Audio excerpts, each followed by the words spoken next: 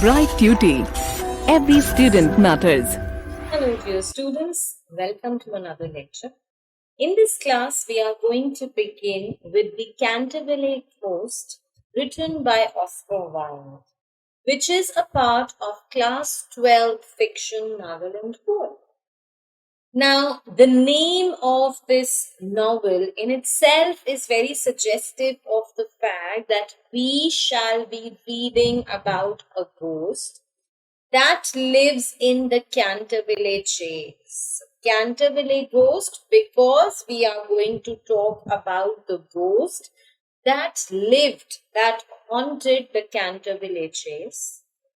Now, this place was purchased by an American minister, Mr. Hersham B. Otis, and he, along with his family, moved to this place, disregarding whatever they had heard about the place being haunted.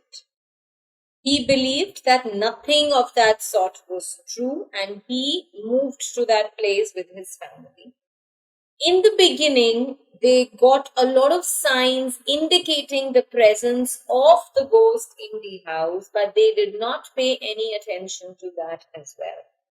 And later on, it was believed that there was a ghost, and Mr. Hersham B. Otis's daughter, Virginia, was the one who actually went to the Garden of Death with the ghost.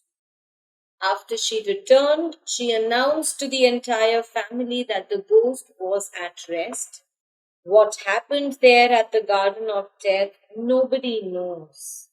But the story came to a peaceful end by the time Virginia returned from the Garden of Death. So let us start reading the chapter. Now I am going to discuss with you people the detailed summary of the entire story, the entire novel.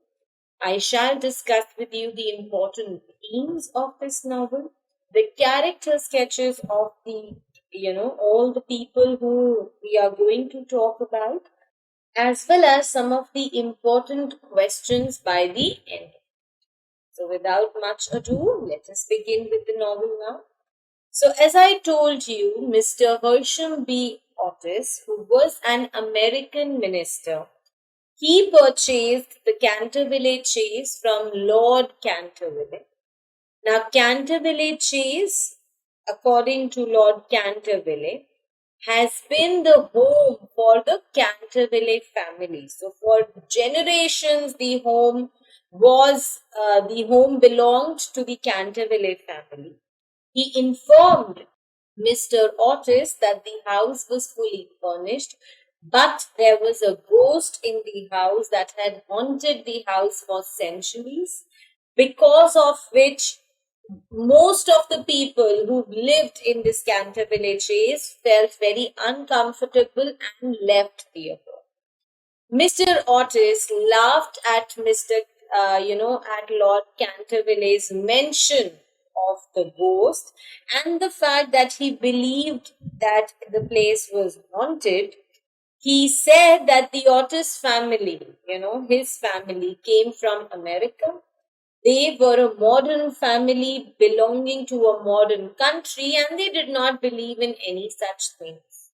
He also said that if ghosts exist, then he and his family, will take care of it. There is nothing to worry about. The Lord Canterville continued to warn Mr. Otis about the ghost, but Mr. Otis disregarded that and purchased the Canterville Chase. Now, at the end of that season, the Otis family moved into their new house.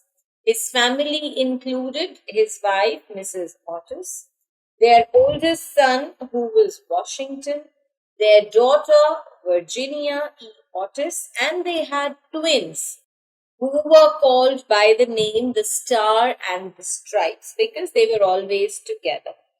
Now, when they came to the house for the first time, suddenly the weather turned from a very pleasant evening to a very gloomy storm. Now, as soon as they were about to enter the house, they were met by Mr. Unne, who was the housekeeper, and she was wearing a black dress. Now, the narrator has described the family. He says that Mrs. Otis was a middle aged woman who was very attractive, she was very fascinating. She was, filled with a lot of energy, and she has that aura that indicated that yes, she belonged to an American, to an American family. Washington, who was their eldest son, was basically named after George Washington. Virginia was 15 years of age. She again was very energetic and was very lovely, just like a female deer. She enjoyed, taking time out for horse riding because that is what she enjoyed. And the twins, the Star and the Stripes, they were very rowdy. They were not good and obedient twins at all. Now, one of the first things that the family noticed about their new house was that near the fireplace there was a stain of blood. There was a patch of blood. Mrs. Unne, who was the housekeeper, told them that this stain of blood has been there for centuries. So this was a centuries old blood stain, and this blood stain has actually attracted a lot of tourists. And this place, which actually belonged to Sir Simon de Canterville, he murdered his wife in 1575 at this spot, and this is how the blood stain has been at this place since 1575. Mrs. Unne also said that Sir Simon, he just disappeared from the house just after killing his wife, and his body was never found again. His ghost has been haunting the house ever since then. Washington Otis was not impressed with the story that was narrated to them by the housekeeper. He was not at all interested in what he heard about the history, and therefore instantly he started removing the stain from that place using Pinkerton's Champion Stain Remover and Paragon detergent. So, using the detergent and stain remover, he started working on removing the blood stain from that place. The centuries old blood stain did get clean. It did get washed away very easily. But Washington saw it reappear in front of him as well. And when the blood stain disappeared, there was a thunder sound that could be heard. And Mrs. Umne got so scared that she became unconscious. She fainted. Mr. and Mrs. Otis, they had a very serious conversation about how they were going to deal with this housekeeper who fainted so easily. Mr. Otis suggested that they are going to deduct her salary for this fainting part.